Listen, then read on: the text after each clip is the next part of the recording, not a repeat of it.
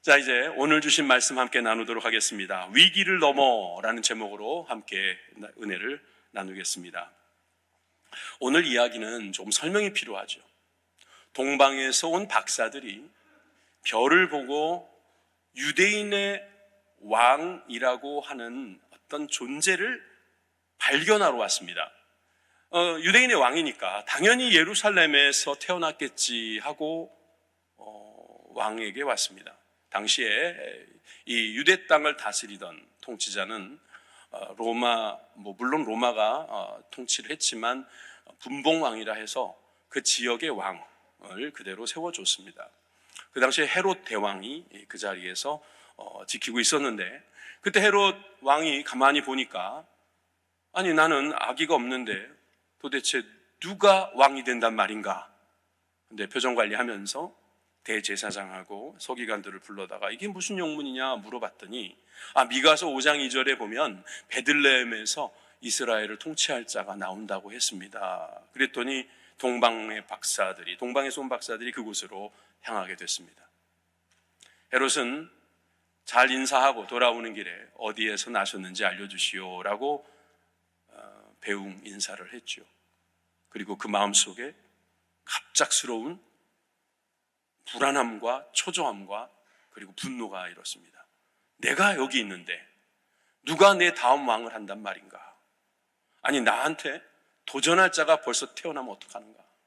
이런 생각이 드니까 어떻게 했냐? 여러분, 자기의 신복들을 풀고 군사들을 풀어서 그 베들레헴 그 근처에 있는 아이들을 싹 다 죽여버립니다. 아니, 이 모세 시대 때도 그런 적이 한번 있었습니다만 어떻게 이럴 수가 있습니까? 태어난 아이들을 어떻게 그렇게 죽일 수 있냐고요.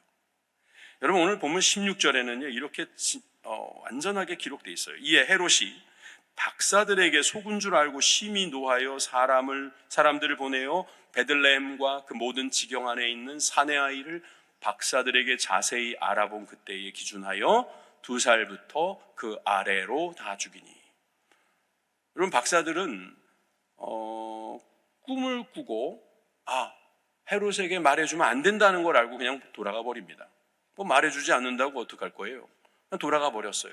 근데 뒤늦게 이것을 알고 헤롯이 보낸 자객들에 의해서 손아이들이 죽는데 0세, 1세, 2세까지 죽었으니까 엄청난 아이들이 죽은 거예요. 여러분, 이것은 상식적으로 있을 수 없는 일이고, 여러분, 이 세상의 통치자들 가운데 이렇게 잔인함이 있다는 것을 우리는 압니다.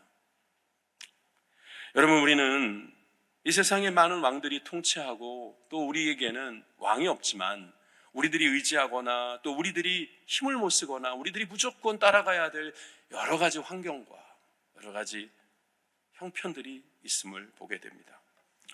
헤롯 대왕이 오늘은 없을까요? 여러분, 우리는 헤롯 대왕 이야기를 조금 더 깊이 들어가 보고 싶습니다. 여러분, 헤롯 대왕의 가계를 한번 보여드릴게요. 헤롯 대왕은 당시에 분봉왕으로서 로마의 허락을 받아서 왕이 되죠. 색깔을 달리해서 표현을 했는데 어머니가 다르다는 것입니다. 헤롯 대왕이 여자를 하나, 둘, 셋, 4명을 두고 4명 맞죠? 4명을 두고 자식을 낳았는데 아리스토블루스 4세와 그리고 아켈라오 헤롯 안디바 둘은 사마리아 여인 말다게라는 여인에게서 이 두 아들을 낳고요. 빌립 1세, 빌립 2세, 제사장의 딸 이렇게 해서 자녀를 낳았어요. 그리고 아리스토블루스 4세만 제외하고 나머지 4명은 헤롯 대왕이 죽은 후에 이 이스라엘 땅을 전체를 다 다스리게 됩니다. 4군데에 나누어서. 그리고 헤롯 아그리파 1세나 헤롯 아그리파 2세는 성경에 등장하는 인물이죠. 헤로디아는 누구예요? 나중에 살로메를 낳은 딸로서 헤롯 안디바와 마음이 맞아서 세례 요한을 죽였던 사람이죠. 여러분, 계속해서 여러 가지 어려움이 있어요. 성경에 이들의 활약상이 나옵니다. 한번 보시겠어요? 누가복음 1장, 2장, 마태복음 2장. 그러니까 오늘 마태복음 2장 읽었잖아요. 아켈레오도 이따가 등장할 거고요. 안디바라든가. 여러분이 빌립 2세도 누가복음 3장에 등장하고, 여러분 계속해서 헤롯. 같은 헤롯이 아니라는 거예요. 예수님이 태어나던 당시에 사내 아이를 죽인 왕은 바로 저 헤롯 대왕이에요. 오늘 헤롯 대왕 이야기만 하겠습니다만, 여러분, 계속해서 예수님을 믿는 사람들을 괴롭히는 헤롯 대왕은 나오더라는 거죠. 물론 이 헤롯 대왕에 대한 이야기도 조금 더 할 게 있어요. 그러면 이 사람은 에돔 사람이에요. 그러니까 정통 이스라엘 사람이 아니에요. 그러다 보니까 통치를 하면서 이스라엘 사람들에게 잘 보이기 위해서 했던 일도 있어요. 성전을 지어줬습니다. 그 전에 좀 지었던 것이 좀 작고 많이 낡으니까 헤롯 대왕이 성전을 지어서 이스라엘 사람들의 마음을 좀 이렇게 추스리려고 했어요. 오래 지었죠. 거의 AD 65년인가 4년까지 계속 보수공사를 했대요. 그가 죽고 나서도 계속 보수공사했죠. 그러면 뭐예요? AD 70년경에 티투스 장군에게서 완전히 다 가루가 돼버렸는데요. 지금 남아있는 통곡의 벽이라는 게 바로 헤롯 대왕이 지었던 그 성전의 한 벽만 남아있다. 그렇게 보시면 돼요. 그러니까 이 헤롯 대왕이란 사람은 정말이지 위기를 주는 일에 누구보다도 앞장섰던 사람입니다. 성경에 등장하는 인물들이 때로는 마귀의 앞잡이가 돼서 마귀의 하수인이 돼서 어려운 일을 만들어가는 그런 위기를 주는 사람들이 될 수가 있습니다. 이럴 때는 우리는 사람으로 본다기보다는 마귀가 이 사람을 통해서 우리가 어려움을 당하게 만든다는 것을 우리는 깨달아야 합니다. 특별히 우리가 고린도전서 10장 13절에 나오는 것처럼 하나님은 우리에게 시험당함을 허락하신다고 했습니다. 그러나 감당하지 못할 시험을 주시지는 않는다고 그랬어요. 피할 길을 미리 열어주셔서 그 모든 시험을 감당할 수 있게 해주신다고 말씀하셨습니다. 여러분 믿으십니까? 여러분, 우리 2025년도 이렇게 지나갑니다. 위기를 넘어가고 있는 것입니다. 여러분들이 받은 시험을 지금 감당하면서 가고 있습니다. 아니요, 목사님, 저는 많이 부족합니다. 저는 실패한 것 같습니다. 그렇지 않습니다. 여러분, 여기까지 오면서 하나님께 감사하면서 하나님께서 저를 통하여 일하실 것을 믿습니다. 여러분, 그런 고백을 해 나가면서 여러분들은 이제 위기를 넘어가는 거예요. 저는 우리가 이 위기를 넘어가면서 우리가 얻게 되고 또 하나님께 드리게 되는 여러 가지 일들이 있음을 여러분들에게 가르쳐 드리고자 합니다.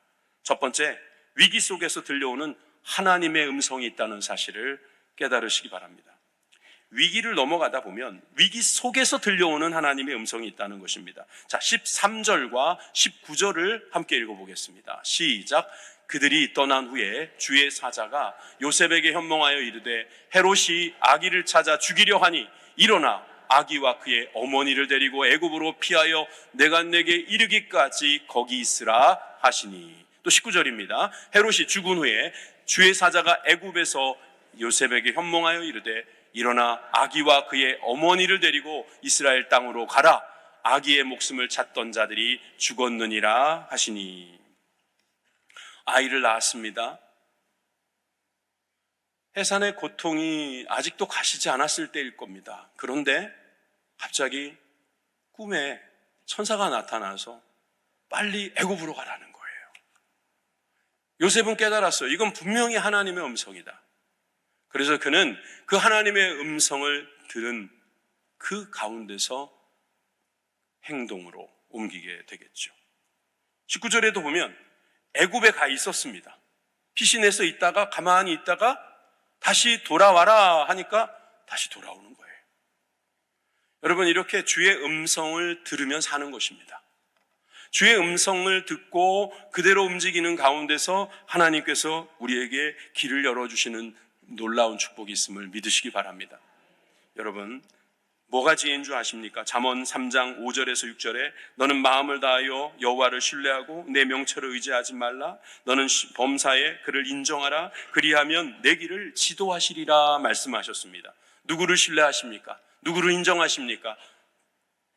그가 당신을 인도하실 것입니다. 여러분들이 믿는 사람, 여러분들이 인정하는 사람이 여러분들을 지도한다는 거예요. 미국에서 가끔 이런 좀 뭐라고 그럴까, 뻔한 실험을 할 때가 있어요. 그러니까 아이들에게 마시멜로우를 갖다 놓고 이거를 먹지 말라고 선생님이 시키는 거예요. 내가 돌아오면 다 먹게 해줄 테니 내가 돌아오기 전까지 먹지 마라. 그랬더니 애들 중에는 먹는 애가 있고 안 먹는 애가 있겠죠. 그죠? 안 먹는 애가 3분의 2고 먹는 애가 3분의 1이래요. 실험은 여기서 끝나지 않고 10년이 지나갑니다. 스케일 크죠? 10년이 지난 후에 그 3분의 1을 추적하고 3분의 1을 또 추적해가지고 얘네들이 어떻게 됐나를 연구하는 거예요. 보니까 미리 먹어버린 3분의 1은 역시 사회 적응이 떨어지더라는 거예요. 3분의 2 먹지 않았던 애들은 수학 능력 점수가 210점이나 더 높더라는 거예요. 여러분, 뻔한 결과죠. 뻔한 결과인데 여러분들이 이 뻔한 결과에서 혹시 생각나는 게 없습니까? 왜 3분의 2는 순종했고 왜 3분의 1은 순종하지 않았을까? 왜 그분의 선생님의 말을 듣지 않았을까? 맞아요. 그거예요. 그 문제인 거예요. 이 실험은 거기서 끝나는 것이 아니라 왜 3분의 2는 그 선생님의 말을 들었을까? 그래서 여기서 바로 결론을 내리죠. 3분의 1은 규칙을 설명한 어른을 신뢰한 어린이다 이 말이에요.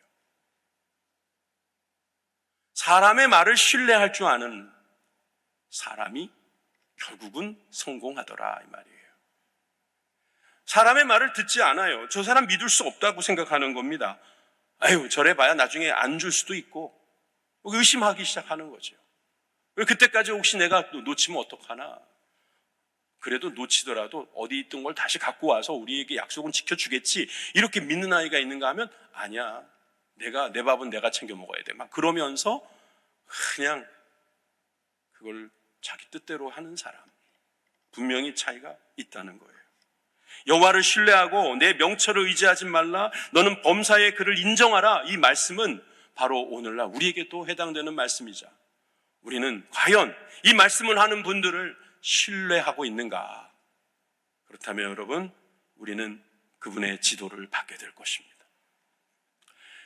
그래서 C.S. 루이스가 쓴 고통의 문제라는 책에서는 이런 말이 가능해졌습니다. 고난은 귀먹은 세상을 깨우시는 하나님의 확성기다.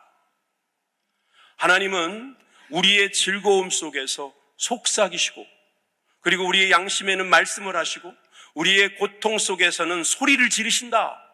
그러면서 고난은 귀먹은 세상을 깨우는 하나님의 확성기다.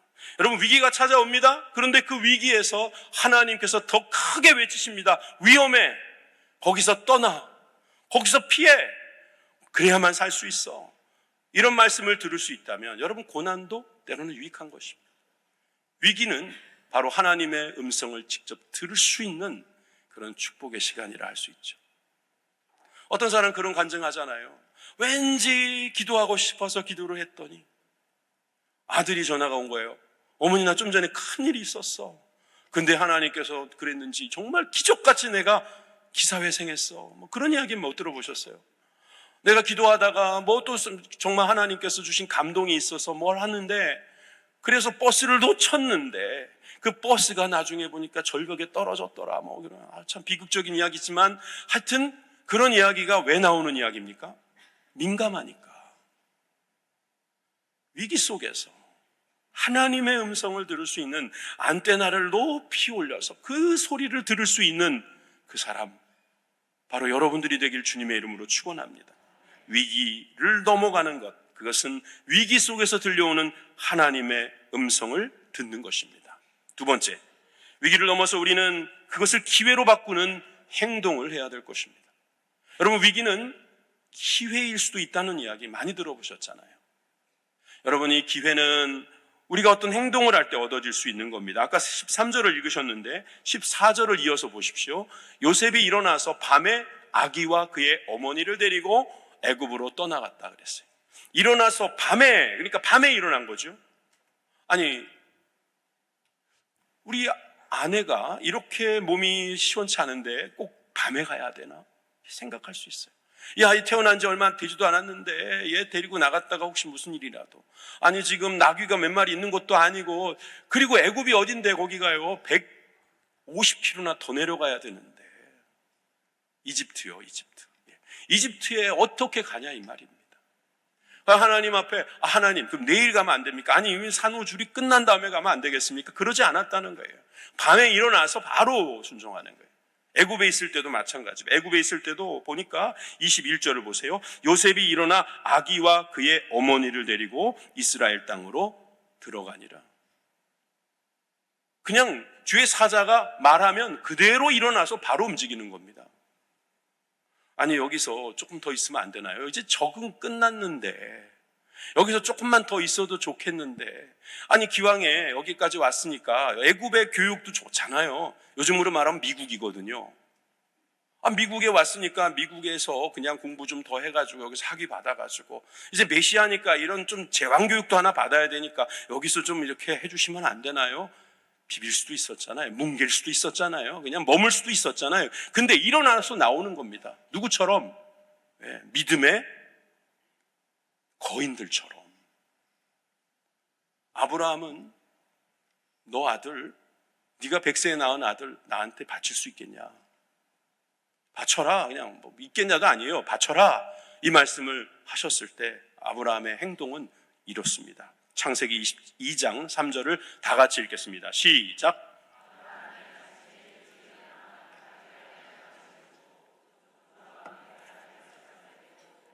번제했을 속에 가지고 떠나니. 보세요. 뭐가 좋다고 아침에 일찍 일어납니까? 아들 데리고 가면 죽일 게 뻔한데, 내 손으로 죽여야 될 건데, 뭐가 좋다고 아침에 일찍 일어납니까? 그냥 기다리면 되잖아요. 너 나가, 빨리 나와 하기 전까지 그냥 기다릴 수도 있었잖아요. 저라면 그랬겠어요. 근데 아침에 일찍 일어나. 그냥 주님이 주신 말씀이니까 무슨 길이 있겠지, 무슨 방법이 있겠지, 그냥 일찍 일어나서 일찍이 순종해 버리는 거예요. 즉각적으로 민첩하게 철저하게 순종하는 거예요. 여러분, 진정한 순종은 미루지 않는 것을 말합니다. 진정한 순종은 내 생각을 거기다 가미하지 않는 것을 의미합니다. 진정한 순종은 그대로 바로 받아서 바로 움직이는 것이 순종이라고 말할 수 있습니다. 여러분들이 오늘 오실 때 자동차를 타고 오신 분들이 대부분일 겁니다. 자동차. 전 이 이름이 마음에 들지 않습니다. 왜냐하면 자동차가 아니거든요. 뭔 소리 하는 거냐? 그러시겠죠? 자동차는 제가 운전해야지만 움직인다니까요. 자동으로 가지 않아요. 제 차는 수동차예요. 수동차예요. 제가 왼쪽으로 가면 왼쪽으로, 밟으면은 나가기도 하고 또 서기도 하는 완전 수동이에요. 그게 무슨 자동차예요? 스스로 자자에 움직일 동자. 이 자동차는 밖에서 보니까 저절로 움직이네. 웬걸 안에 들어가 보니까 누군가가 조종하고 있는 거 아니에요. 수동차예요. 근데 드디어 자동차가 나오기 시작했습니다. 이거는 여러분 대단한 이야기예요.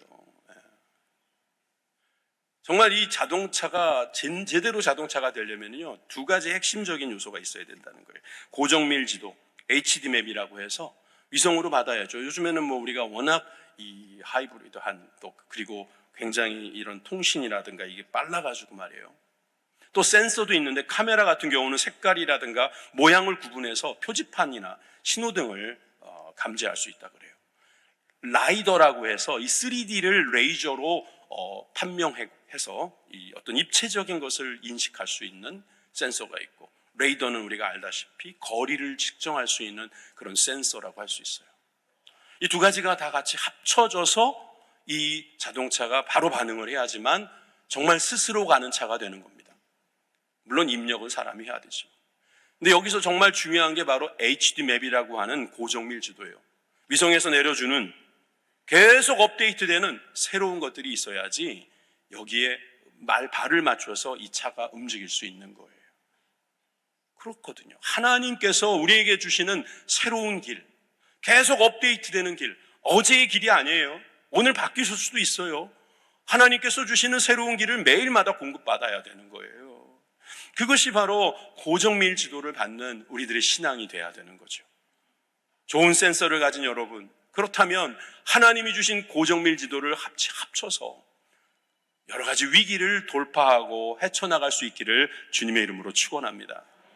저는 이제 앞으로 이런 자동차의 시대가 오면 마치 우리가 한 100년 전에 말이에요, 대전에서 서울까지 걸어갔다는 이야기를 들으면서 어떻게 그렇게 갈 수가 있을까? 대전에서 서울이 어디라고 거길 걸어 다니냐? 사람이 할 짓이냐 그랬잖아요. 근데 요즘 우리가 하고 있는 짓이 이게 사람이 할 짓이 아닙니다. 여러분 80km로 달려가고 있어요. 저쪽에서 80km로 달려옵니다. 그런데 선 하나 그어놓고 한 1m도 안 되는 사이에 휙휙 지나갑니다.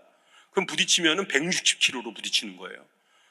그거를 상대를 믿고 또 상대는 나를 믿고 그냥 가는 거잖아요. 졸면 어떻게 해요? 남이 좋는지 안 좋은지 내가 어떻게 알아요? 믿음도 참 좋아요. 그러니까 나중에 한 100년 후에 누가 그럴 거예요? 아니 옛날에 그 시대에는 사람들이 어떻게 그랬대? 믿음이 좋은 거야? 아니면 정말 그게 뭐야? 그때는 그냥 지네들이 다 알아서 움직일 거니까. 그게 왜 가능합니까? 예, 고정밀지도가 있어야 돼요. 그거에 즉각적으로 반응하는 기계가 있어야지 된다는 것처럼 신앙도 마찬가지예요. 우리가 주의 계명들을 지키기 위해서 해야 될 일이 있다는 거예요. 시편 119편 60절 같이 읽겠습니다. 시작. 주의 계명들을 지키기에 신속히 하고 지체하지 아니하였나이다. 아멘. 위기를 기회로 바꾸는 행동은 무엇입니까? 바로 신속히 하고 지체하지 않는 순종인 것입니다. 새해에 여러분들이 위기를 넘어서 이 순종을 통해서 기회를 얻게 되기를 주님의 이름으로 축원합니다. 세 번째, 위기를 넘어서 얻게 되는 성취되는 약속이 있다는 겁니다. 하나님께서는 위기를 넘어가는 가운데서도 계속해서 또 위기를 주실 때가 있어요. 아까 두 번의 계시가 있었어요. 두 번의 지시가 있었단 말이에요. 그런데 22절에 또 나타납니다. 그러나 라고 시작되죠. 2장 22절에 그러나 아켈라오가 그의 아버지 헤롯을 이어 유대의 임금됨을 듣고 거기로 가기를 무서워하더니 꿈에 지시하심을 받아 갈릴리 지방으로 떠나가. 여러분 아켈라오는 아까 헤롯 가계도에서 봤죠? 예? 말다게의 자식들 2명 봤잖아요. 그 중에 한 사람이에요. 그러니까 헤롯 아켈레오라는 사람이 아버지 헤롯 대왕의 뒤를 이어서 유대 지역, 그러니까 이스라엘의 아랫지역 예루살렘과 베들레헴 그 지역의 분봉왕으로 들어와 있으니까 가기를 무서워하고 있었어요. 그런데 그냥 무서워서 안 간 게 아니었어요. 꿈에 지시하심을 또 받아요. 그래서 어디로 갑니까? 갈릴리 지방 북쪽으로 올라가게 되더라 이야기입니다. 제가 이것을 한번 생각해 봤어요. 왜 처음에 그는 이 유대 쪽으로 가려고 했을까? 다시 올라가라 하셨을 때 예전에 살던 갈릴리로 갈 수도 있었는데 요셉이 갈릴리에서 내려온 걸로 알고 있어요. 그런데 왜 이렇게 됐을까? 여러분, 저는 이런 생각이 들었어요. 기왕이면 애굽이 아니라면 예루살렘이지. 아니 내가 이 아들이 어떤 아들인지 아는데 이 아들 제대로 교육시켜봐야지. 이 아들이 우리나라를, 이 민족을, 이 인류를 구원할 구세주인데 하나님께서 나를 통해서 일을 시키신다면 나는 최고의 것을 드려야 될 거야 라고 생각해서 사람은 낳으면 어디로 보내요? 부촌으로 보내고 그리고 말은 낳으면 어디로 보낸다? 부촌으로 보내면 돼요. 우린 다 그렇게 믿고 살잖아요. 근데 옛날 사람들은 사람을 낳으면 한양으로 보내고 사람 말을 낳으면 제주도로 보내래요. 여러분 예수님을 기왕이면 예루살렘에서 호적도 이 베들레헴에 있으니까 베들레헴에서 자리를 잡고 그냥 예루살렘에서 키워보자 했을 거란 말이에요. 직업도 목수니까 한번 해보겠다고 했겠죠. 그런데 여러분 거기 가게 되면 아켈레오가 이게 악명이 높거든요. 아버지보다 더 악랄한 사람인 거죠. 예수님이 이렇게 지나가는 걸 보면서 가만히 있어봐. 너 몇 살이니? 저 몇 살이에요? 라고 했는데 네 나이의 아이는 존재하면 안 되는 나이인데 다 죽였는데 어떻게 네가 살아있니? 이리 좀 와볼래? 나랑 좀 같이 가자. 아버지로서는 두려워할 수 있어요. 머리로서는 이렇게 했으면 좋겠는데 현상은 그렇지가 않다는 거예요. 그러니 요셉은 갈등하고 고민하고 있을 때 또 하나님께서 말씀해 주신 거잖아요. 그런데 그것도 마찬가지로 하나님께서 다 계획이 있으셨던 거죠. 예레미야 17장 7절을 읽어보십시오. 그러나 무릇 여호와를 의지하며 여호와를 의뢰하는 사람 그 사람은 복을 받을 것이니라. 여기도 그러나 그랬죠. 나의 생각이 이렇지만 그러나 여호와를 의지하고 여호와를 의뢰하는 사람, 나는 그런 사람이 되기를 원한다. 여러분, 그런 축복이 있기를 주님의 이름으로 축원합니다. 그러나가 있는 인생이 돼야 돼요. 환경이 그래요. 그러나 하나님을 의지하면 되는 거다. 내가 예루살렘에 데려가고 싶어요. 그러면 위로 올라가라. 그럼 올라가는 거예요. 여러분, 그러나가 있기를 바랍니다. 예, 하나님께서 주시는 말씀을 듣겠다. 위기가 옵니다. 그러면 그 위기 때마다 하나님께서 어떻게 말씀하시는지 들을 수 있는 그런 축복이 있기를 바랍니다. 이사야 11장 1절에 읽어보면 이새의 줄기에서 한 싹이 나며 그 뿌리에서 한 가지가 나서 결실할 것이라고 했습니다. 예수님을 말씀하는 겁니다. 그런데 그 예수님의 특징이 어떠냐? 바로 한 싹이라고 합니다. 호테르라고 하는 단어로 쓰는데 새순, 가지라고 하는, 브런치라고 하잖아요. 그 가지, 나뭇가지 같은 걸 말하는 거죠. 그리고 네체르라는 말은 이 가지에서 씁니다. 이 네체르라는 가지는 가지만 쓰는 게 아니라 새순, 싹이라는 말도 써요. 그런데 바로 이 가지가 무엇을 의미하느냐? 바로 나사렛을 의미한다 이 말이에요. 나사렛이란 동네에 가서 산다. 갈릴리로 올라갔다. 바로 나사렛이란 동네로 가는 거가 된 거예요.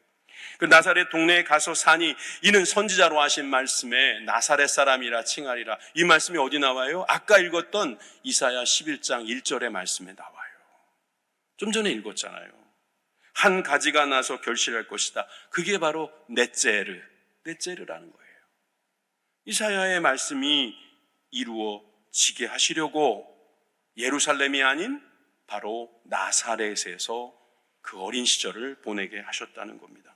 그러고 보면 이미 성경 말씀에 나와 있는 것을 이루어가는 것일 뿐이라는 거죠. 우리도 그럴 수 있는 거예요. 우리가 몰라요. 왜 이런 어려움이 있을까? 근데 지나고 보니까 하나님의 말씀을 이루신 것이더라 하는 거예요. 왜 하나님, 제가 이 병을 낳았는데 또 이 병이 납니까? 제가 요즘에 그랬거든요. 코감기가 막 나와가지고 이제 좀 나을까 싶더니 장염에 또 딱 걸린 거예요. 아니 하나님, 내가 지금 멕시코도 가야 되고 내가 지금 갈 길이 구말린데 하나님 왜 이러십니까? 그랬더니 하나님께서 저에게 더 뜨겁게 기도하라고, 더 열심히, 정말 주만 의지하라고, 네 머리 의지하지 말고 너의 경력이나 뭐 이런 형편 없으니까 너는 하나님만 의지해라, 그렇게 말씀하시는 것 같아요. 할렐루야. 저 잘 되는 거 별로 원치 않으십니까? 왜 이렇게 아멘 소리가 작습니까, 여러분? 저는 정말 하나님만 의지해야 되는 거구나, 이렇게 생각하게 되는 겁니다. 나사렛이라는 동네에 갔다. 여러분, 이 나사렛이라는 동네가 작다란 뜻이잖아요. 그러니까 새순, 그냥 싹같이 그냥 누르면 뚝 부러지는 그런 가지 같은 그런 존재가 바로 예수님이죠. 왜 예수님이 그곳에서 자라셨을까요? 태어나신 건 베들레헴에서 태어나셨는데, 여러분, 우리에게 왕으로 오신 예수님, 마태복음의 주제는 예수님은 왕이라고 하는 거거든요. 예수님이 베들레헴에서 태어났다는 걸 강조하는 거잖아요. 이는 왕이다 이 말이에요. 이새의 뿌리에서 나왔으니까. 다윗이 베들레헴 사람이거든요. 그러니까 다윗의 후손으로 예수님이 거기서 태어났는데, 그런데 또 말씀을 이루시는 거예요. 거기서 넷제르에서 결실할 것이다. 가난하고 소외되고 병들고 어려움에 처해 있는 그 갈릴리 지역 사람들을 주님께서 구원하시기 위해서 소외된 사람들의 손을 잡아주고 그들에게 눈물을 닦아주고 그들에게 위로해 주시고 그들에게 영원한 생명을 주시려고 예수님께서 그 지역에서 자라셨던 것입니다. 우리에게도 바로 그런 작고 순한 모습으로, 정말 그 어린 양처럼 그런 볼품도 없는 그런 모습이지만 하나님께서 그 독생자를 우리 가운데 보내주셔서 우리가 그분을 통하여 구원을 받게 된 것을 믿으시기를 바랍니다. 여러분, 이 모든 게 다 약속대로 된 거예요. 그냥 우연히 여기 부딪혔으니까 저쪽으로 빠지고 또 이쪽이 안 되니까 저쪽으로 가고, 이게 아닌 거예요. 다 알고 보니 여러분들이나 저나 약속대로 가고 있더라. 내가 너를 반드시 복주고 복주리라. 내가 너를 지명하여 세웠나니 너는 내 것이라.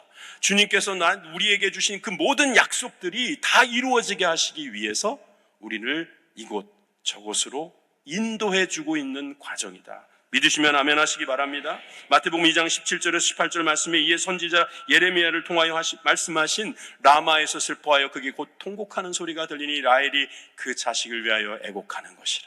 그가 자식이 없으므로 위로받기를 거절하는도다 함이 이루어졌느니라. 계속 마태는 강조하는 겁니다.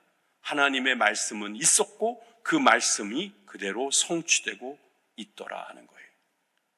그 죽을 것도 다 예고되어 있었다는 거예요, 그 아이들이. 그럼 마태복음 2장 15절의 말씀도 헤롯이 죽기까지 거기 있었으니 이는 주께서 선지자를 통하여 말씀하신 바 애굽에서부터 내 아들을 불렀다 함을 이루려 하심이라. 이 말씀도 선지자 누구예요? 호세아예요. 호세아 11장 1절을 보여주세요. 이스라엘이 어렸을 때에 내가 사랑하여 내 아들을 애굽에서 불러냈건, 이 말씀이 성취된 거라는 거잖아요. 무슨 이야기입니까?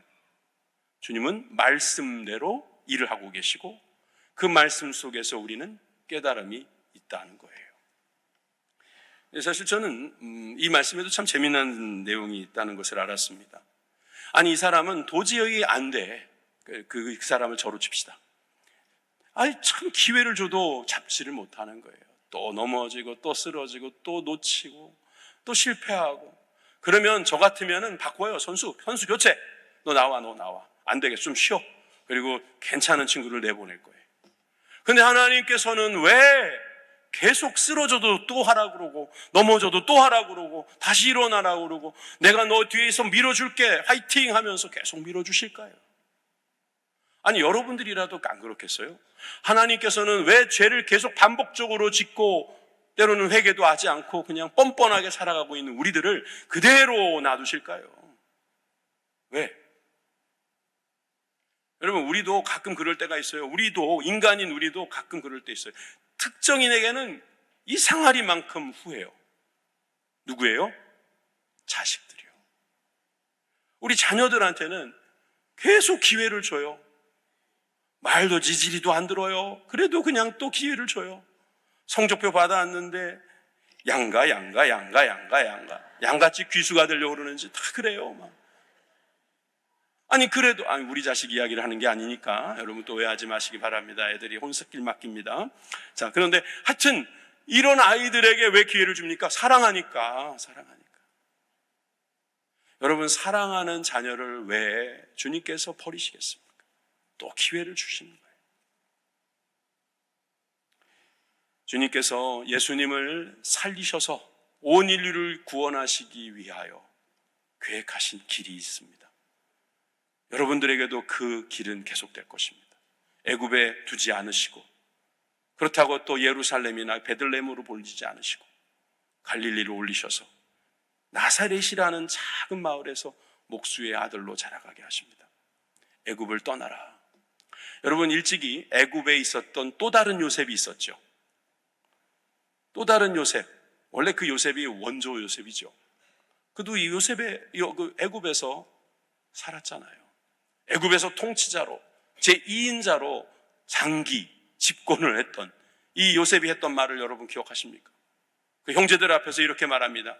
창세기 50장 20절에 이렇게 말씀하시죠.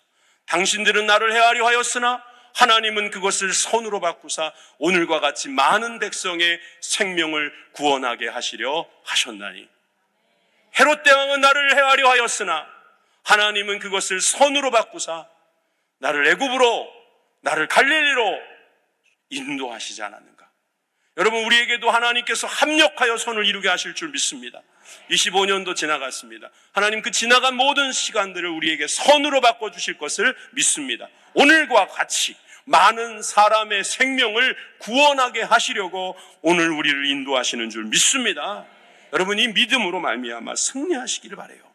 여러분, 위기를 넘어서 우리는 약속이 성취되는 그 현장에 있어야 합니다. 오늘 마침 또 선교 주일이기도 합니다. 여러분, 우리의 인생이 어떤 인생이 되면 가장 거룩하고 아름다울까요? 선교적 삶을 사는 거 아닙니까?